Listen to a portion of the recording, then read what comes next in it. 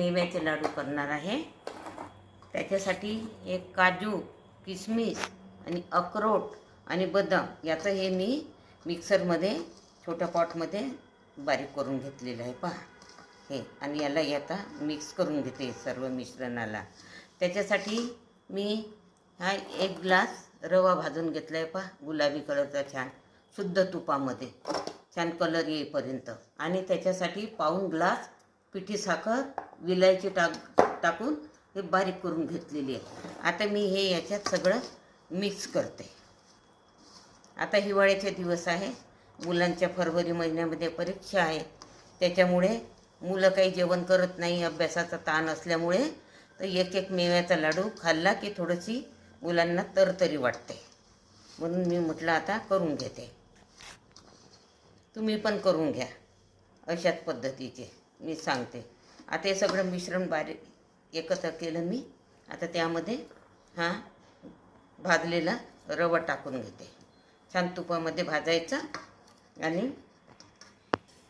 त्याच्यामुळे थंड होऊ देते।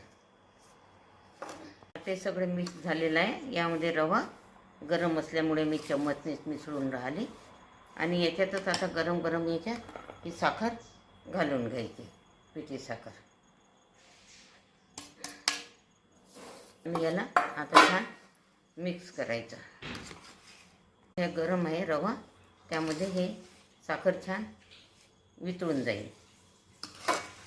आता बघा हे सगळं मिक्स झालेलं आहे। आता याचे मी असे लाडू बांधून घेते, हे बघा अशा पद्धतीचे।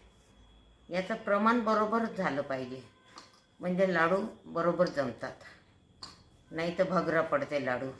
हे बघा साखरेचं प्रमाण, तुपाचं प्रमाण, तूप जास्त प्रमाणात लागते याला रवा भाजण्यासाठी। मेवा तर भाजायचा नसते, पण रवा भाजायला। हे बघा अशा पद्धतीचे लाडू करून घ्यायचे, ह्या याच्यासारखे। खूप छोटेही नाही, खूप मोठे पण नाही।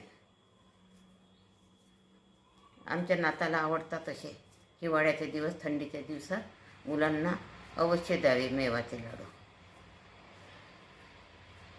उन्हाळ्यात नाही द्यायचे, पण हिवाळ्यात द्यायचे। हे पौष्टिक लाडू सर्वांना आवडतात। हे मेव्याचे लाडू आणि मेवा घालून रवा भाजूनही केलेले लाडू आहे। जर तुम्हाला हे आवडले असतील माझे रेसिपी, तर माझ्या चॅनलला, ग्रामीण चॅनलला सबस्क्राईब करा, लाईक करा।